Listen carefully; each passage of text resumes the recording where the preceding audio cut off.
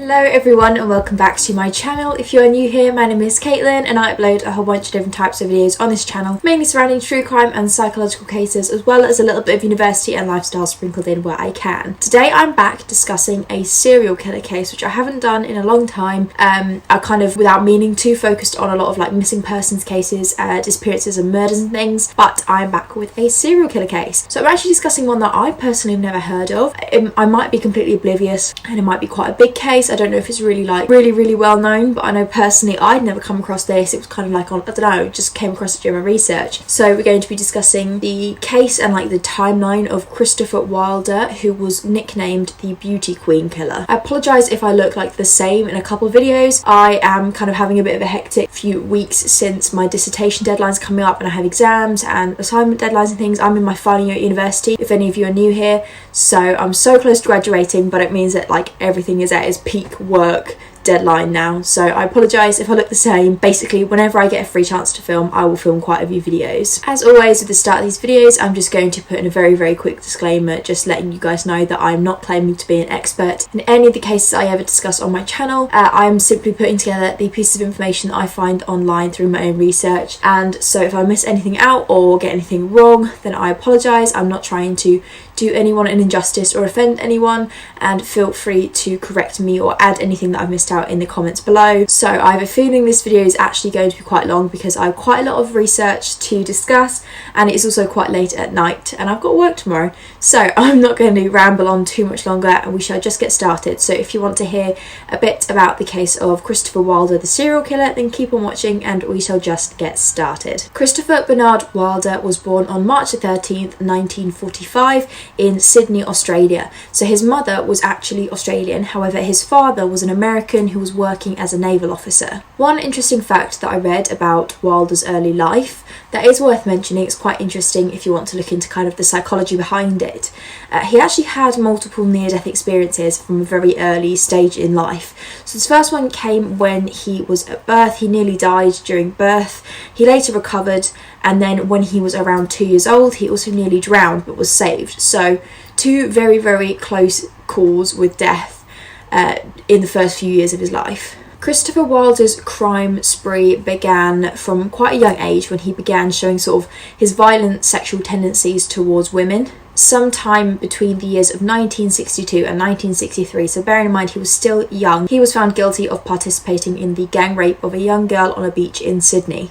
He was only around 17 years old at the time, and so as a result he received a probation sentencing in exchange for him pleading guilty. And during this probation period, before I say this, you have to kind of remember the time that this occurred. During this probation period, he underwent electroshock therapy, as they were acting on the belief that this would cure his violent sexual tendencies and behaviours and preferences. So obviously this was quite a common belief at the time, that if you underwent electroshock therapy sessions, you would be cured of whatever psychological issue you were facing. This, however, only appeared to further his obsessions and make them even darker in manifestation. And during his therapy sessions, they would narrow down that his fantasies, a lot of them would be revolving around him and a woman having sexual intercourse, and the pair of them being electrocuted in the process. So it's a very specific and very dark fantasy. It is unknown exactly when, but the next kind of major point in his criminal timeline was not long after this, when he approached a nurse and attempted to coerce her into sleeping with him, which she clearly just did not want any part of.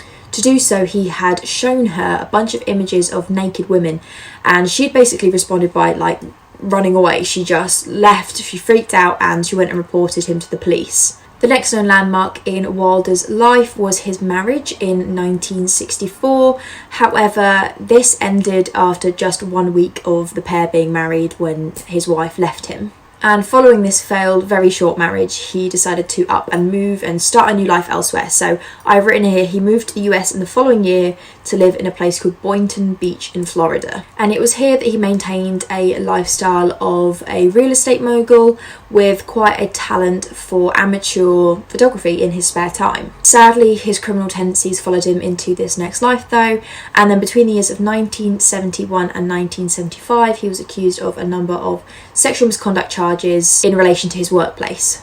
Around this time, he had also managed to lure a young girl into his truck by offering his services as a photographer and promising her a modelling contract at the end of it. He proceeded to sexually assault her, and then this became a common pretense that he used in a number of his later attacks. And then the next of Wilder's known crimes took place in the year 1982, when he decided to jump back on a plane to Australia to visit his family. While he was in Australia, he lured two 15-year-old girls, again under the pretense of him taking pictures of them for a modelling contract, and instead he bound them and forced them to pose nude for him. So these poor girls were bound and tied, they were stripped naked, and then he proceeded to masturbate in front of them before releasing them. And because of this attack, he was actually arrested. However, he was bailed out by his parents. There was every intention to set a trial date in order for him to receive a formal sentencing, potentially for jail time. However, this trial was ultimately delayed due to a number of errors. There was just like timetabling issues within the court, and so kind of nothing ever went forward. Eventually, a hearing date for this particular crime was posted for in April of 1984. This wouldn't take place until after Christopher Wilder died. In the early months of 1984, before his death, he then went on to carry out a 6-week-long crime spree across America, killing between 8 to 9 women. So I'm sorry if at this point now I look down a lot. I basically have a lot of details here in terms of like names and dates and locations. I just want to make sure I get any of them right, so I'm going to keep referring to my notes. The first victim was a woman named Rosario Gonzales, who worked as a model for the Miami Grand Prix. She was last seen on February 26th of 1984 at the Grand Prix, which is where she was working, and that's also where Wilder happened to be racing a car, and so they later pieced together the fact that she had gone missing at the same time, or in the same area as well that he was as well. And then on March the 5th, 1984, Elizabeth Kenyon went missing.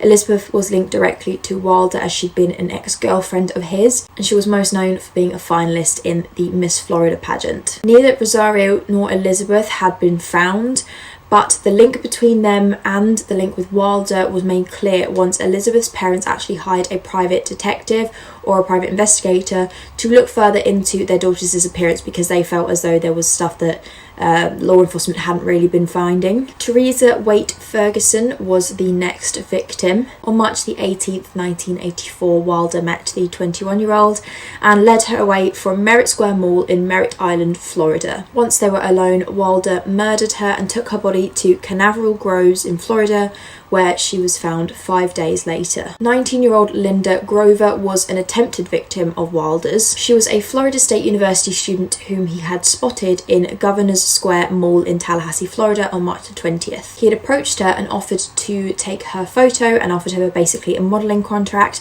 but she refused him flat out. She didn't feel comfortable enough. But when she refused him, it didn't really seem to make a difference, and he proceeded to abduct her and take her to Bainbridge in Georgia. She'd been tied at the wrists and wrapped tightly in a blanket and placed in the boot of his car. Wilder took her to the Glen Oaks motel where he sexually assaulted her, and I have written here, this is absolutely awful, he used super glue and a hairdryer to permanently blind her, and he also electrocuted her using copper wires. So this man was absolutely twisted. At one point she had tried to escape his grasps. She ran out into the rooms in the motel room, into the bathroom. She locked herself in there, and then she began, pounding on the walls, yelling, screaming for help in hopes of someone in a neighbouring room hearing her. However, Wilder didn't stick around long enough to work out if someone had been alerted, and he ran straight for his car, taking all of her belongings with her, all of her clothes and all of her personal items, so that she was just alone in this strange motel room. And then from here,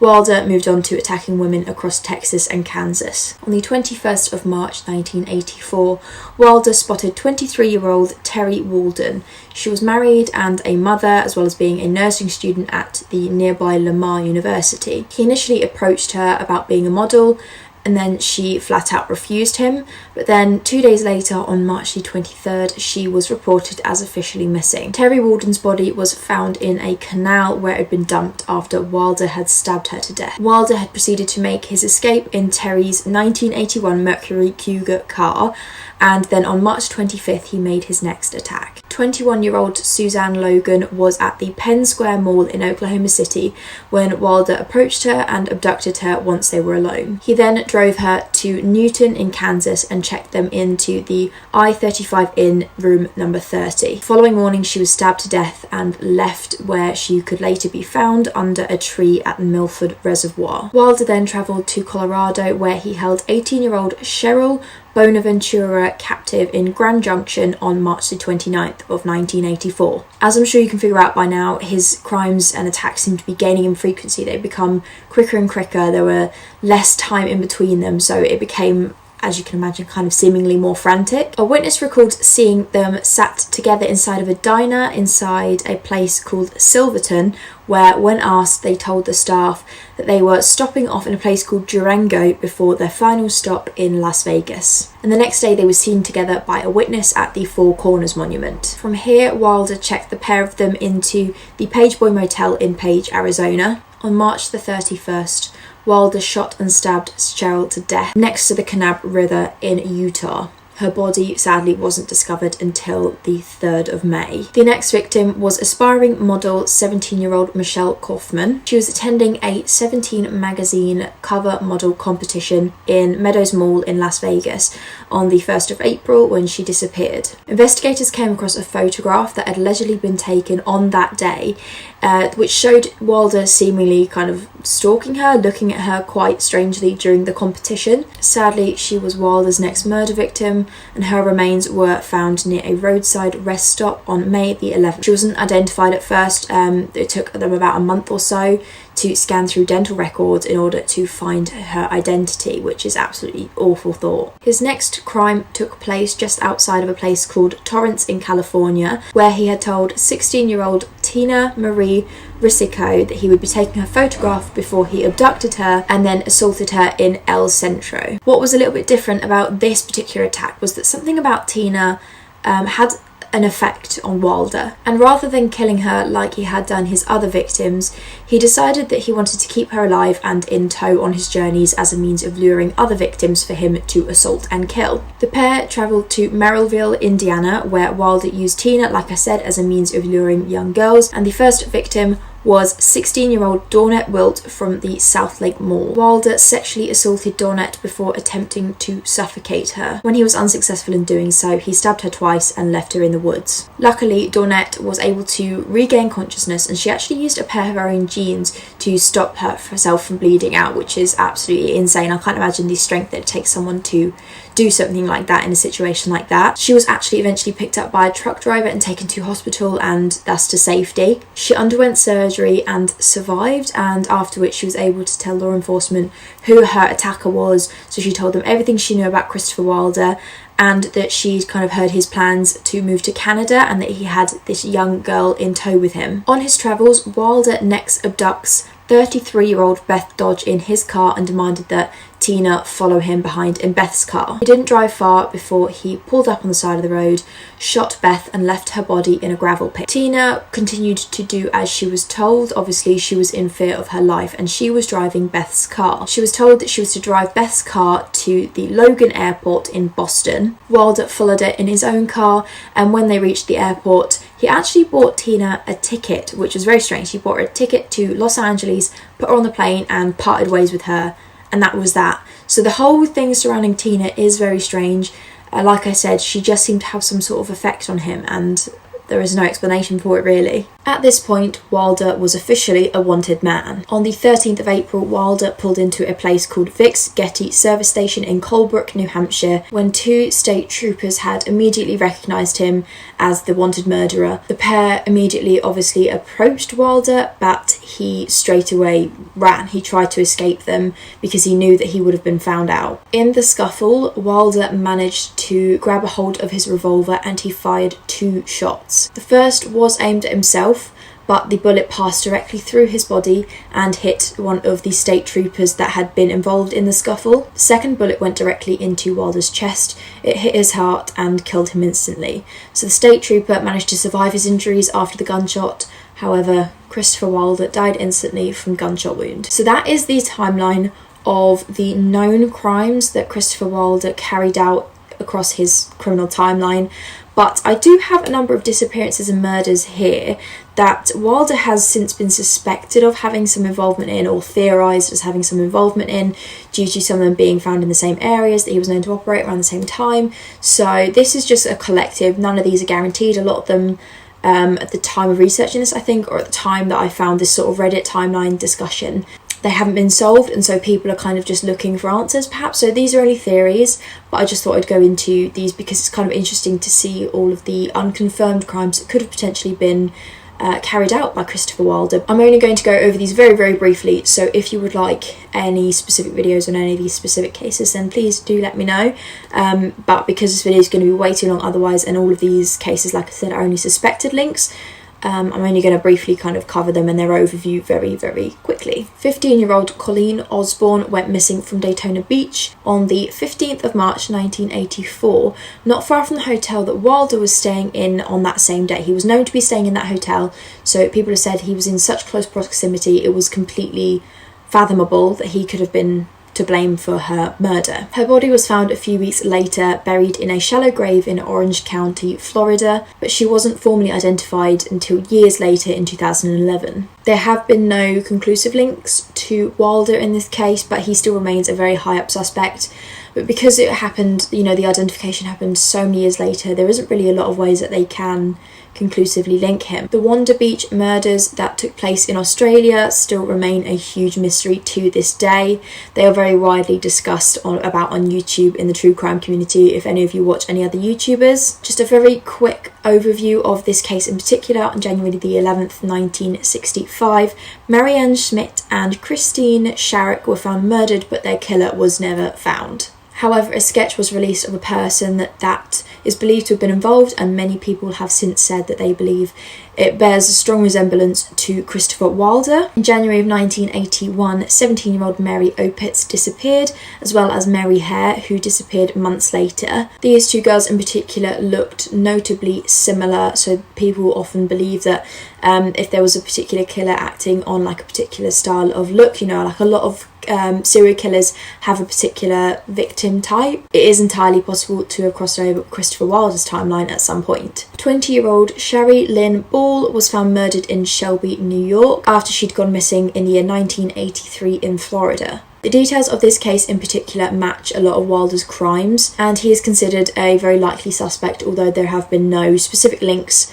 conclusively linking him to this case thus far. Another case was that of 18-year-old Tammy Lynn Leppert, who is a particularly well-known case amongst the true crime community. I've seen quite a few videos on this case circulating. Tammy was last seen in the summer of 1983 in Cocoa Beach, Florida. Many people believe that he is a likely suspect in this case, although this theory has actually been disputed quite strongly. So her own mother has made it quite clear that she doesn't believe this theory, that she thinks something else happened. There was a lot of similarities, including the location and his timeline of his killing spree. However, he didn't actually begin his rampage, as it's referred to, until the following year. So many argue that it could have just been a coincidence, just another unfortunate disappearance in the same area, but a year before he began his own, so that's just a potential theory. So yeah, they're just all like the potential cases that, like I said, some people have theorised of potentially being linked. And there were also quite a large number of victims who were originally believed to have been part of his